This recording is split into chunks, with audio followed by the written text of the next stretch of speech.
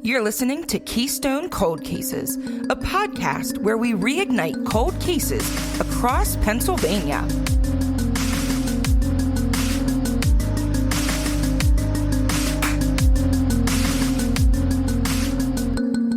Hey, it's Chelsea.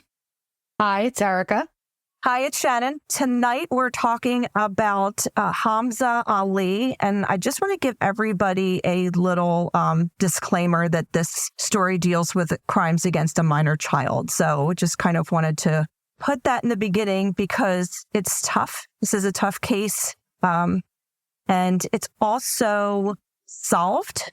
And I'm doing air quotes around solved right now because while there's a person that's in custody for this case, they have not and probably will not stand trial. So I'll get into all of that, but it's still I think they're considering it still like an unsolved case, even though they have confession, so to speak. So I know, that, this is a little different than what we normally do. But I did, find it, interesting. And again, justice has not been served. So it's, take it as you will. But it's about Hamza Ali, who was a 7-month-old boy who was taken from his mother's boyfriend's parents' home for Darby, visiting this gentleman's parents when the child went missing overnight. It was his girlfriend's son, not biologically, not his. And a day before he was taken, he allegedly told the baby's mother, whose name is Zainab Gal, apologies if that's mispronounced, but he told her that he wanted to get rid of the infant and was going to take him to Maine to be with Gal's parents. So he was just not a fan of this baby. I mean, I don't know how you cannot be a fan of a beautiful 7-month-old baby. I just can't stand it. Like, child is just, you know what you're getting into. That's like a commitment. I don't understand. I don't either, especially, having been a single mother, you know what I mean? It was just like, it's a package deal. Don't like it. Go. Yeah. No hard feelings. It's just, there's no ifs, ands, or buts with that. It's how it is. Well, sometimes I feel that people think they can change your mind or like convince you. It's terrible. Yeah. Well, and I wonder, did he not mind the baby for the other 7 months? Like, was this something new, or did she know this whole time that he didn't like the baby? I wonder. I don't know.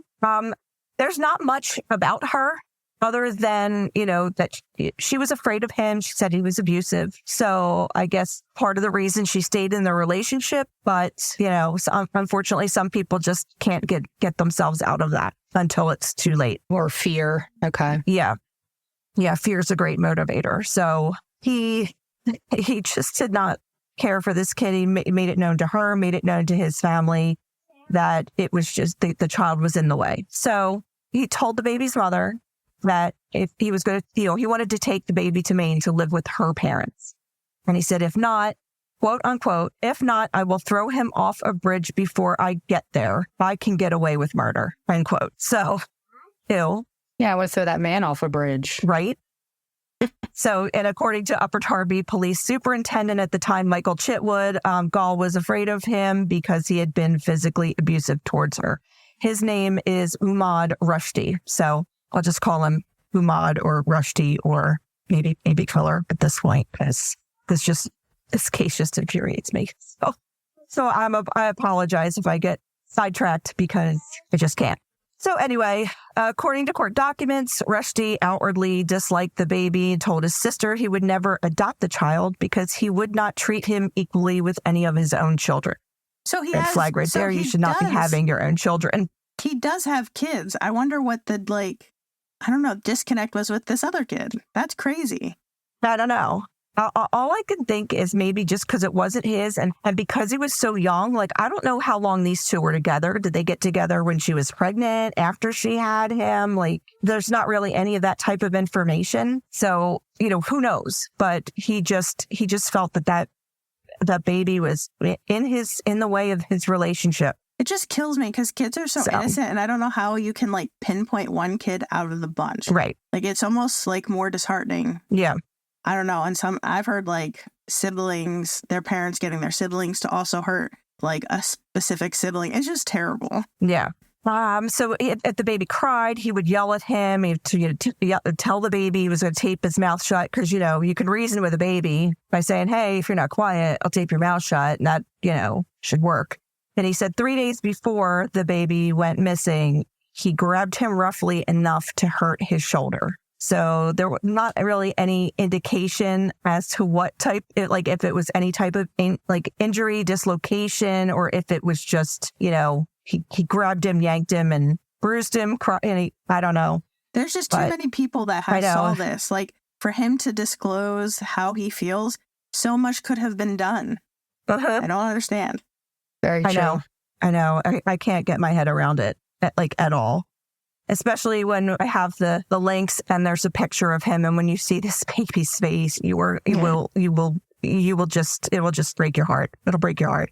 So at 3 a.m. on August 4th, now they're at Rushdi's parents' house in Upper Darby. So he woke up Gall, the baby's mother, and told her he had to move his brothers. And this is apparently what he told her, tan Lincoln Continental. So I don't know how the color comes into play, that it was reported in such a way, but this is what he told her. She went back to sleep and stated that if the baby cried at all at that point in time, she didn't hear him. So Upper Darby police believe that Rushdi killed the baby, and took him to York County. York County police found the Lincoln on the morning of August 4th off Route 30 in Columbia Borough in Lancaster County. They found a shovel in the car, and Rushdi's brother told him 2 days later that Rushdi confessed that he killed him by shaking him to stop him from crying. And then he panicked and drove to the York area and buried the baby. Now, I'm going to say something. Sometimes I'm like, I don't know how people could do that and get frustrated. And I've babysat for so many families. I've been babysitting almost 20 years, and I babysat for a family that had a boy that had, of course, the name's going to blank, but colicky. He was very colicky. And literally, he would take a nap, and it'd only be 45 minutes. He'd eat, play for an hour, and then go back to sleep. But the entire time he was awake, he was, screaming, almost as if he was in pain. And I remember I would babysit for them, once every other month. The dad was a cop, the mom was a nurse. So they had, one shift that would always fall on the same day, and it was a 12-hour shift. And I was like, I just don't know how they can do it. I love babies, and they had everything. They had the teether, they had the medicine, the holistic stuff. Nothing would work. And I was just like, I don't know how they do it. They are saints, because crying is one thing, but then the constant crying. And I get it, but I just don't understand. They're so innocent though too, and they're babies. I don't know. And it's their only way of communicating. Yeah.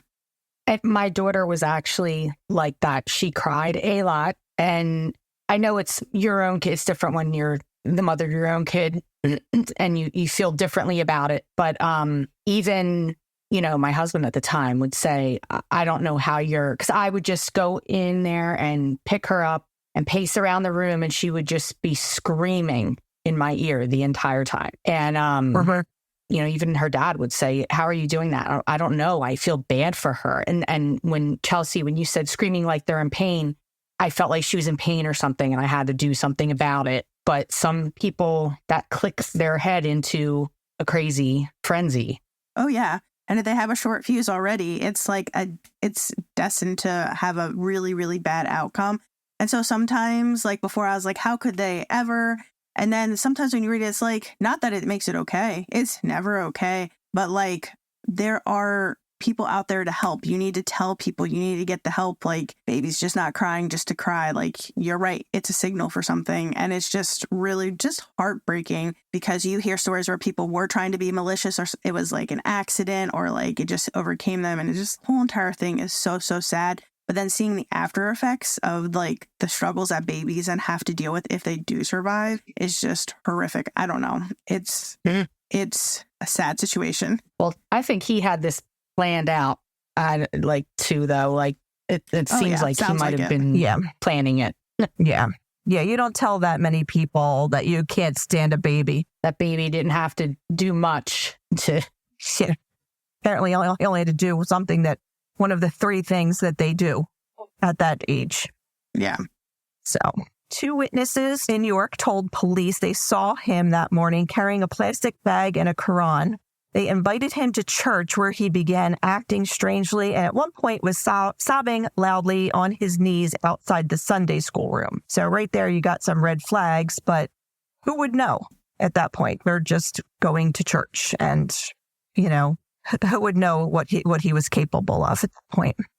On August 7th, he was arrested while fleeing the Windsor Township home that he lived in with Hamza's mother, and his own brother, and it said others. So I'm not sure if that's just other people. I don't know how many people were in this house, how many, if they were brothers, sisters, what have you. But apparently there were a lot of people in this house. And my opinion, if there were so many people or just at least multiple people, just the brother living in this house, how did nobody intervene on this child's behalf? I just can't understand. Just can't understand that. So York and Upper Darby police failed to locate the body after several days of intensive searching. Rushdi told the police that they would never find the baby. On August 8th, Rushdi asked to speak with detectives and told them he shook the child to keep him from crying. And when the baby stopped breathing, he attempted CPR. Quote, I wrapped him in a sheet and put him in the back of the car and buried him, end quote. He said he later went back to the burial site and reburied him. He told the police, when I get out of jail, I'm going to dig him up and I'm going to bury him in my backyard. So Rushdi did say he was sorry for what he did, but that he would be judged only by God and not the system. So this is where it gets a little, I don't care for this next part simply because I don't agree with it. And I'm not a mental health professional by any stretch of the imagination, but Rushdi was admitted to Norristown State Hospital in 2018 after a court-appointed psychologist ruled him incompetent to stand trial. Why? Yeah. They treated him with medication over the next 2 years, per the court order, but found that it did not improve his condition. Apparently, he is suffering from paranormal and supernatural delusions and believe that, quote, the devil is trying to use the system to break him down, end quote.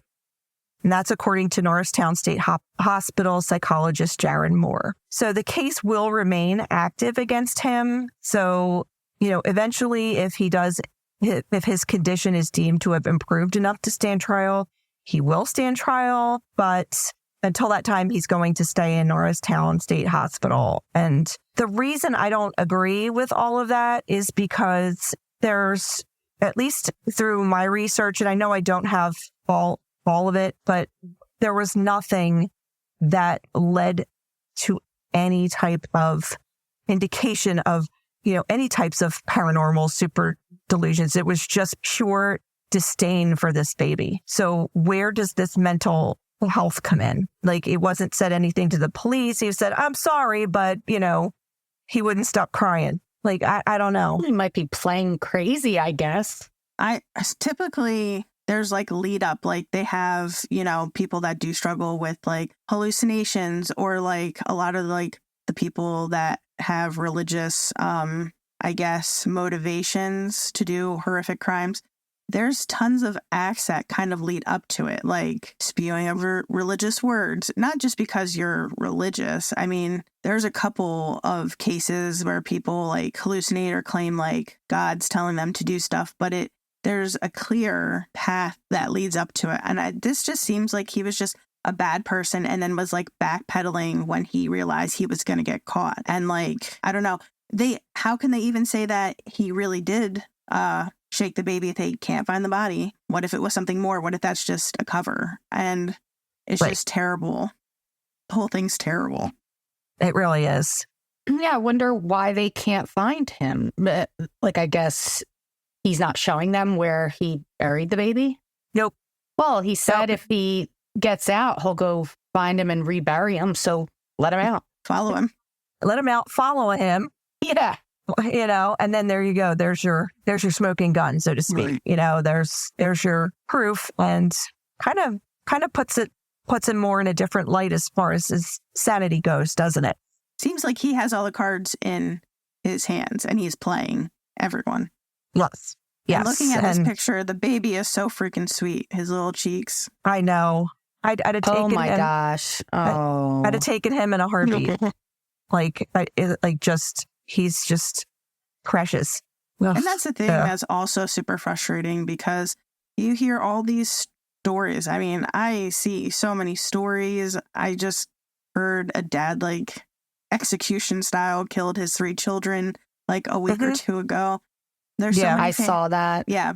There's so many families looking to add children to their home and they can't because of multiple reasons. And adoption is just so expensive. It really is. If you're looking to get like newborn baby, like that doesn't have the trauma with the older kids. And we have looked at fostering to adopt or adopt. And like once kids hit 5 after that, they'll do anything to like get them to be adopted. It's almost like they drop like protocol just so you'll take them. Like, oh, if you take 2, we'll do this deal. Like things like that, like paired siblings and stuff like that. Sure. Just like a really, really sad system. And just so many people would be more open to take kids in if it wasn't like jumping through hoops for like newer babies. And those are usually the kids that are like severely like hurt and killed are usually the younger ones. Like I think like 7 and younger.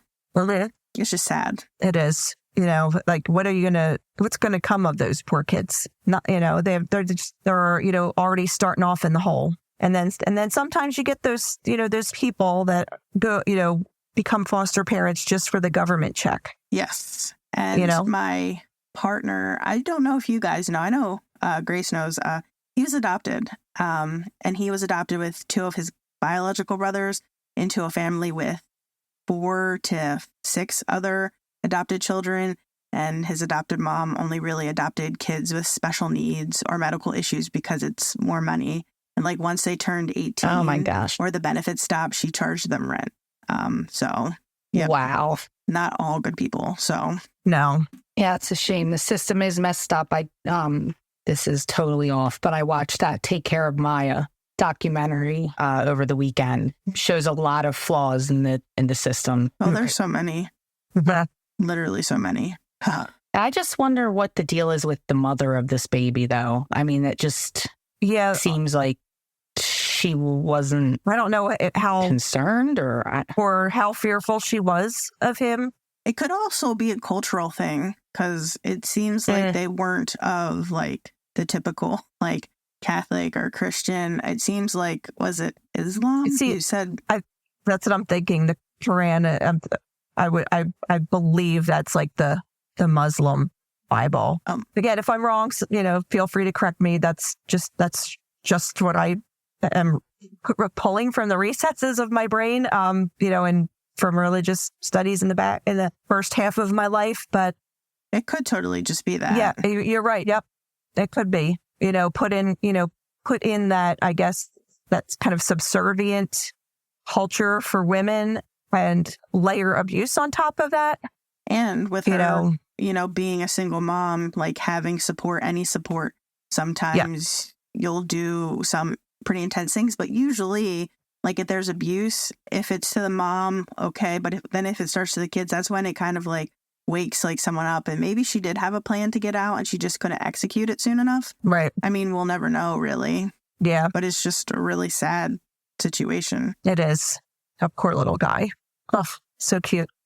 Do you have a number for anyone to call if they have information or anything like that? They didn't really put anything like that in any of my research, I guess, because it's technically solved case in a way, because we have a confession. But again, we don't have a body. We have the person that confessed in a state hospital for mental reasons. So they're not closing the case, but I guess there's not much they can really do until, he's deemed fit to stand trial and they can, probably properly question and cross-examine him, I guess. I don't know. Maybe when it comes time to that, he'll do a plea bargain and maybe tell for lesser time or something, though he shouldn't get any less time. No, definitely not. But, put the little thing to rest. Exactly. Properly. Well, this is definitely a sad story. I know. I wonder if they could, I hope he couldn't get credit for like time served or anything, because what has it been, like 5 years now? Yeah. I don't think so, because I don't know. mean, he wasn't found guilty by reason of insanity or not guilty, but you know what I mean? Like where he was, he didn't stand trial yet. So I'm guessing, and I should really, should ask somebody about this that knows better, but he's technically not been sentenced. So he's just in the hospital because people said he's not fit to stand trial. So that's where he's like remanded, I guess, until.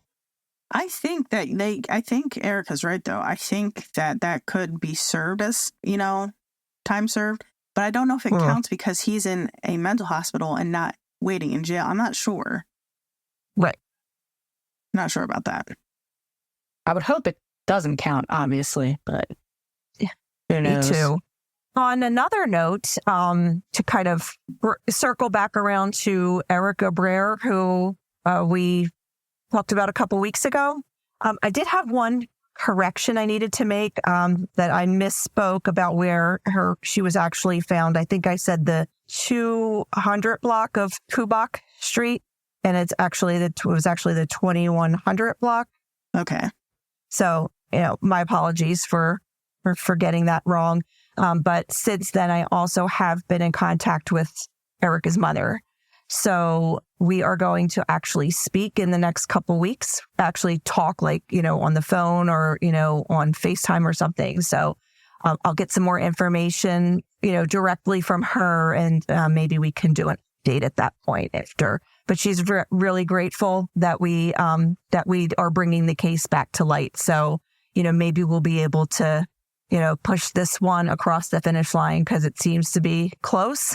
So hopefully we can, help close that for her and get her some justice for Erica. That'd be great. That's all we have for this episode of the Keystone Cold Cases podcast. Please remember never to reach out to the family or friends of the victims, only to law enforcement, if you have any tips.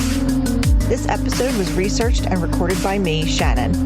Find all of our sources, social media connections, and contact information at kccpod.com. Theme music and production assistance by Darren Makins. Join us next time for another case to sleuth out.